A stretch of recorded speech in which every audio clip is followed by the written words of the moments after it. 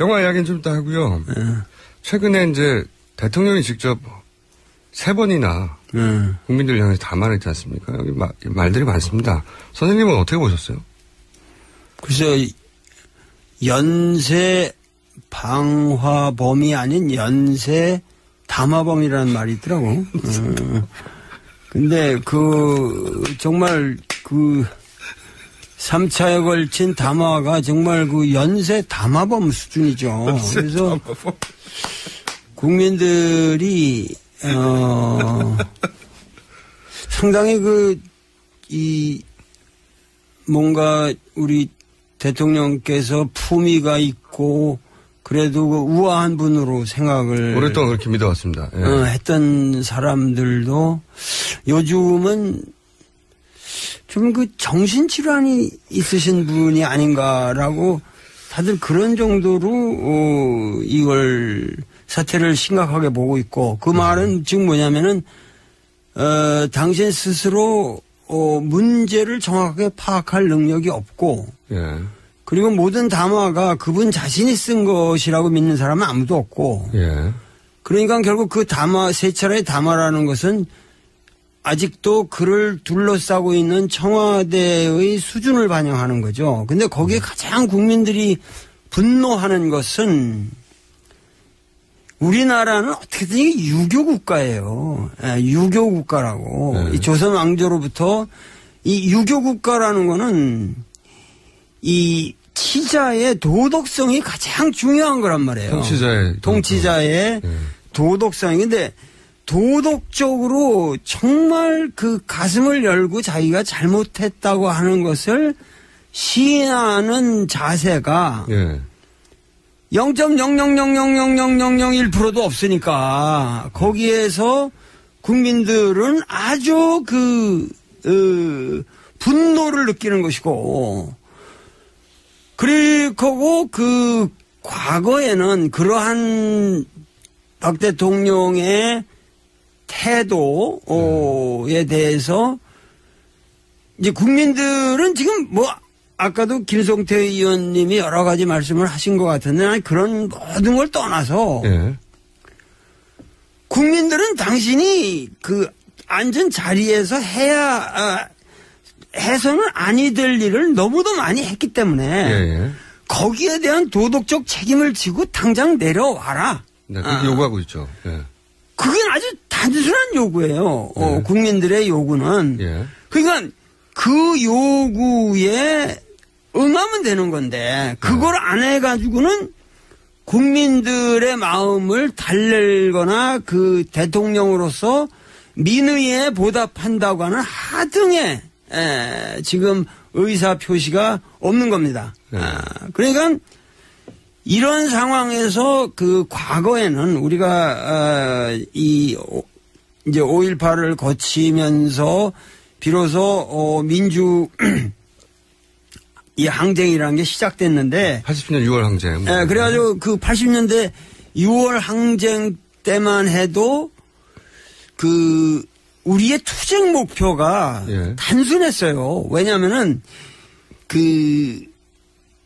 이 전두환이라는 분이 대통령이라는 직위에 앉아 있다는 것 자체가 그게 일종의 강탈이라고 그럴까? 국민들 느낌에 앉아서는 아니 될 자리에 앉아 있다고 봤단 말이에요. 그 자리가. 국민들이 뽑은 적도 없고. 그러니까 뭐냐면 그 사람을 거기서 몰아낸다고 하는 그 자리가 정명, 그게 맞지 않는 사람이 앉아 있으므로 그런 사람을 그 자리에서 밀어낸다고 하는 그러니까 투쟁 목표가 단순하게 외제화돼 있었다고. 근데 지금은 이것이 아주 국민 전체가 우리가 살아온 모든 제도가 이게 완전한 사기였다고 하는 자각이 생긴 거예요. 그렇죠.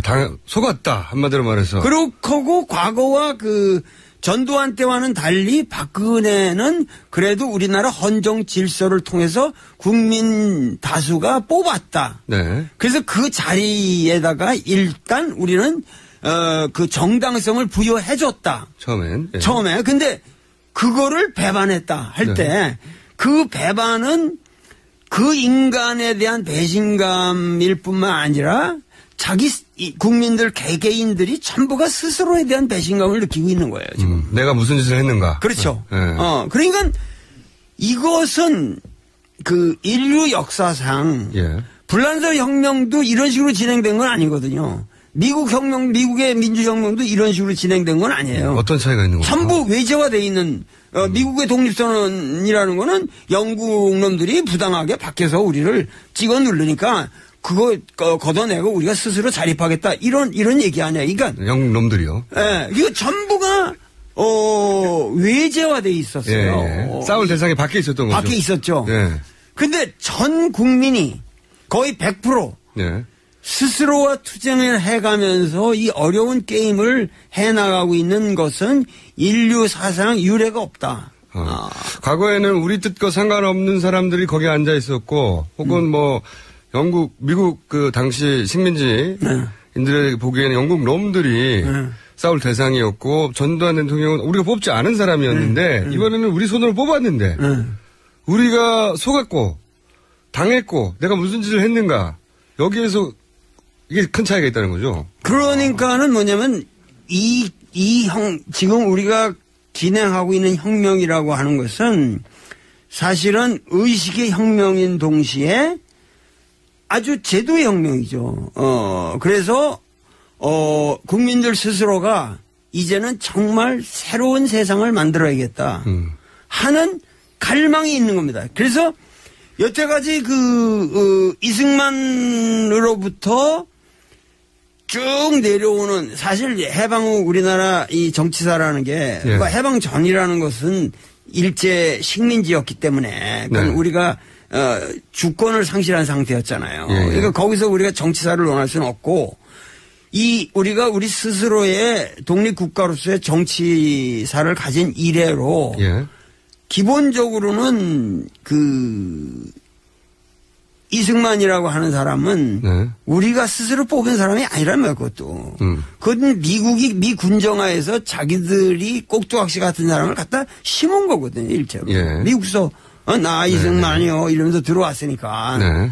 그랬어요? 나 이승만이요. 그러고 그냥 미국 방송 통해서 들어온 거예요, 그냥. 선생님 방금 성대모사 하신 겁니까? 순간적으로. 그런데, 그리고 박정희는 쿠데타를 일으켜서 그냥 그것도 사실 선거를 거쳤더니 기본적으로 강탈을 해 들어온 거 아니에요. 그러니까 이러한 이 정치사에 대해서 국민들, 그러니까 우리가 해방 이후에 우리나라 역사에서 어떠한 정치가라고 하는 이미지는 이 두 사람밖에 없어요. 초반에. 크게 보면은. 왜냐면 그 초반 아니라 그 뒤로 이어지는 사람들은 전부가 이 프레임 속에서 그 안타이가 아니면은, 그러니까 어떤 새로운 틀을 만든 사람들은 아니란 말이죠. 그러니까 지금. 그런 사람이 나왔고 그런 사람에 반대하는 사람이 나오고. 그렇죠. 그냥 뭐 박정희의 아류 아니면은 박정희의 자식이 아니면 박정희의 딸 아니면은 박정희에 반대하는 사람 이런 식으로 해서 전부 박정희 패러다임에 있었단 말이죠. 그런데 그 박정희 패러다임을 이제는 근본적으로 종결을 하자. 나는 박근혜 대통령이 처음 당선됐을 때 그랬거든요. 박근혜는 대통령에 당선되었지만 이 당선이라고 하는 것은 결국은 박정희 패러다임을 끝내는 당선이 될 것이다. 마침표가 될 것이다. 네, 그런 예언을 이미 하셨어요? 했어요, 내가. 조용히 혼자 하신 거 아니고요? 아니, 했어요. 그러니까 그때만 봐도 저 여자 수준으로 도저히 그 아버지를 빛낼 수 있는 사람이 아니라 돼서 아버지도 뭐 그 문제가 많은 사람이지만 그 아버지조차도 그 아주 영락시킬 망해먹을 사람이다. 난 그렇게 봤죠. 그렇게 말씀하셨나요? 혹시 결과를 보고 지금 얹혀가시는 거 아니에요? 아니. 그건 그런 정도야 충분히 볼 수 있죠. 왜냐면은 그것이 자라나온 배경이라든가 모든 사람 인상을 보거나 벌써 이렇게 사람이 이렇게 경직돼 있잖아요. 얼굴 자체가 항상 보면은 이 모든 게 이 정치라고 하는 것은 항상 이 대화와 항상 이 소통과 이 개방된 어떠한 이 교섭에 의해서 이루어지는 건데 저렇게 저런 특이한 성격의 사람이 과연 어떻게 정치를 할 것인가 나는 상당히 회의적이었죠.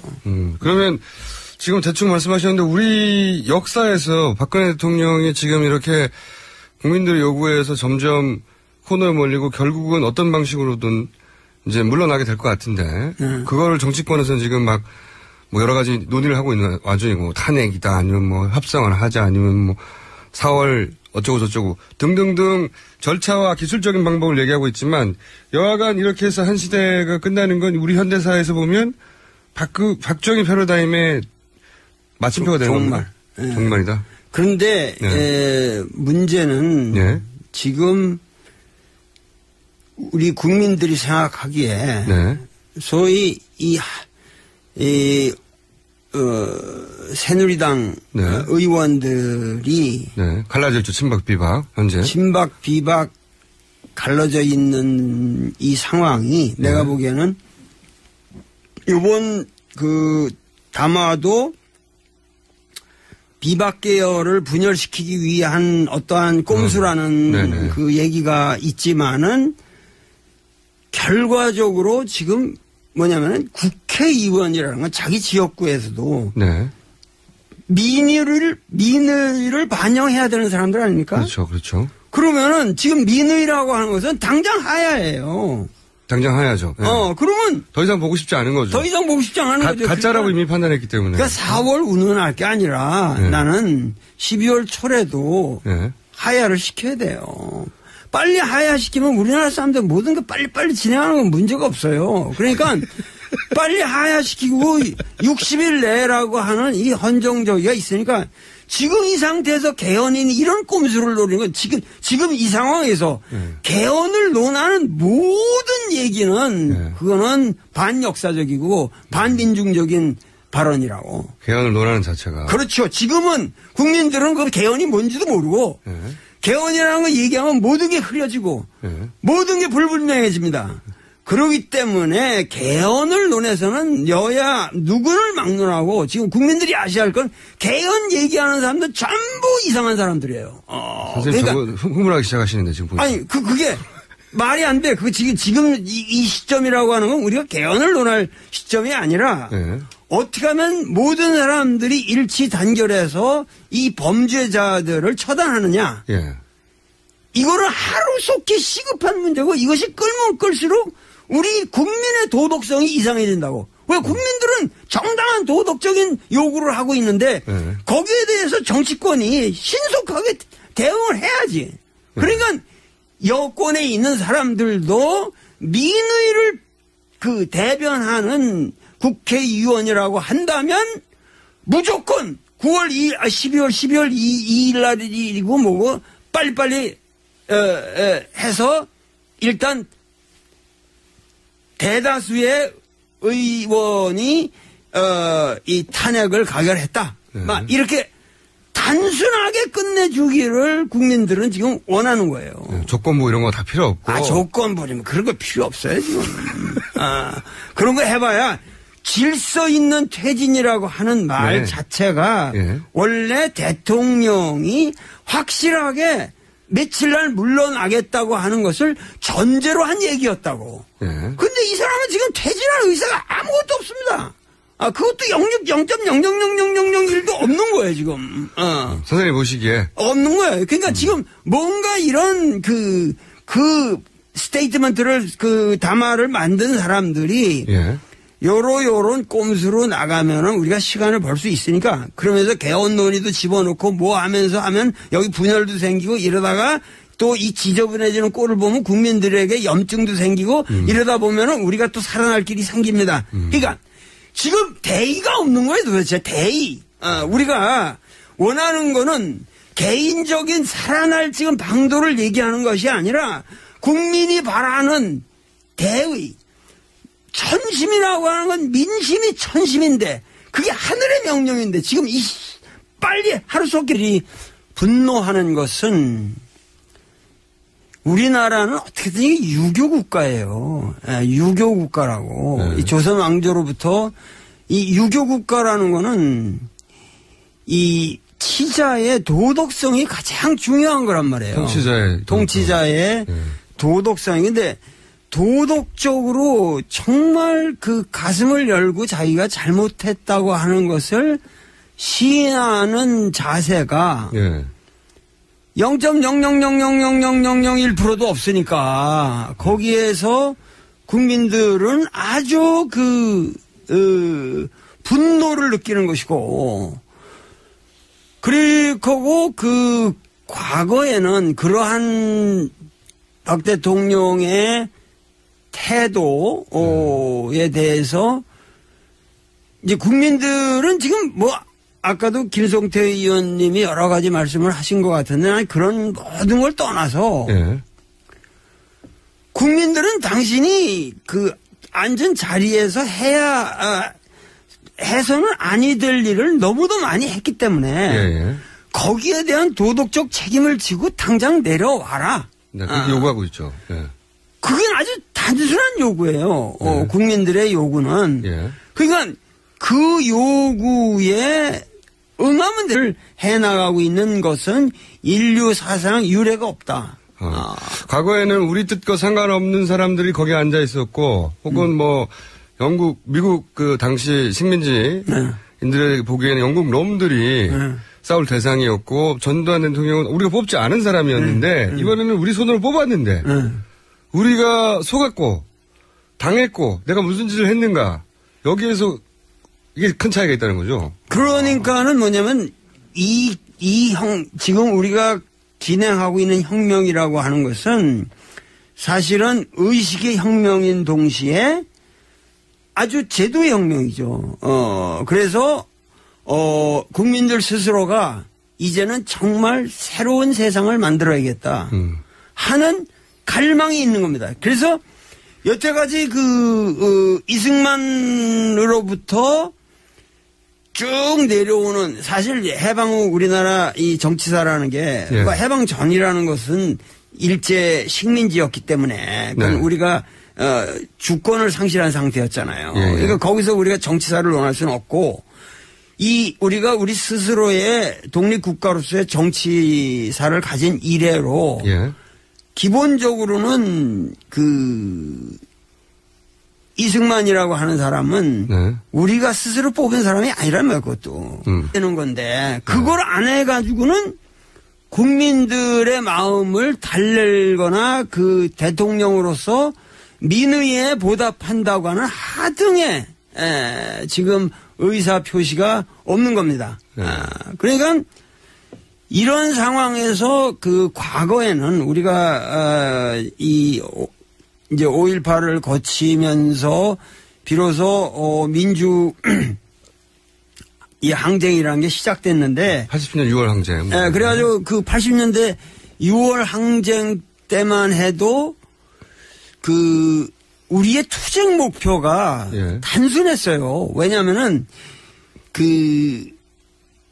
이 전두환이라는 분이 대통령이라는 직위에 앉아 있다는 것 자체가 그게 뭐 일종의 강탈이라고 그럴까? 국민들 느낌에 앉아서는 아니 될 자리에 앉아 있다고 봤단 말이에요. 그 자리가. 국민들이 뽑은 적도 없고.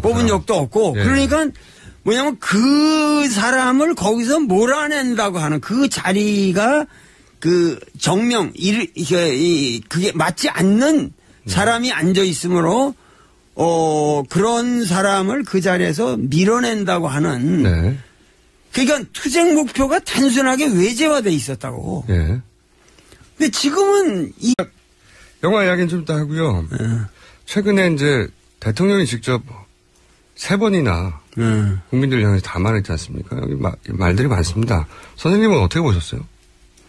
글쎄요, 연쇄 방화범이 아닌 연쇄 담화범이라는 말이 있더라고. 근데 정말 3차에 걸친 담화가 정말 연쇄 담화범 수준이죠. 그래서 국민들이 상당히 뭔가 우리 대통령께서 품위가 있고 그래도 우아한 분으로 생각을 오랫동안 그렇게 믿어왔습니다. 예. 했던 사람들도 요즘은 좀 정신질환이 있으신 분이 아닌가라고 다들 그런 정도로 이걸 사태를 심각하게 보고 있고 그 말은 지금 뭐냐면은 당신 스스로 문제를 정확하게 파악할 능력이 없고 예. 그리고 모든 담화가 그분 자신이 쓴 것이라고 믿는 사람은 아무도 없고 예. 그러니까 결국 그 담화 세 차례의 담화라는 것은 아직도 그를 둘러싸고 있는 청와대의 수준을 반영하는 거죠. 근데 거기에 가장 이것이 아주 국민 전체가 우리가 살아온 모든 제도가 이게 완전한 사기였다고 하는 자각이 생긴 거예요. 그렇죠. 속았다. 한마디로 말해서. 그렇고 과거와 전두환 때와는 달리 박근혜는 그래도 우리나라 헌정 질서를 통해서 국민 다수가 뽑았다. 네. 그래서 그 자리에다가 일단 우리는 그 정당성을 부여해줬다. 처음엔. 예. 처음에. 근데 그거를 배반했다 할 때 그 배반은 그 인간에 대한 배신감일 뿐만 아니라 자기 국민들 개개인들이 전부가 스스로에 대한 배신감을 느끼고 있는 거예요. 지금. 내가 무슨 짓을 했는가. 그렇죠. 네. 그러니까 이것은 인류 역사상 불란서 혁명도 이런 식으로 진행된 건 아니거든요. 미국의 민주혁명도 이런 식으로 진행된 건 아니에요. 어떤 차이가 있는 거죠? 전부 외제화되어 있는 미국의 독립선언이라는 거는 영국 놈들이 부당하게 밖에서 우리를 찍어 누르니까 그거 걷어내고 우리가 스스로 자립하겠다 이런 얘기 아니야. 그러니까 영국 놈들이요. 예, 이거 전부가 외제화돼 있었어요. 싸울 대상이 밖에 있었던 거죠. 밖에 있었죠. 근데 전 국민이 거의 100% 스스로와 투쟁을 해가면서 이 어려운 게임을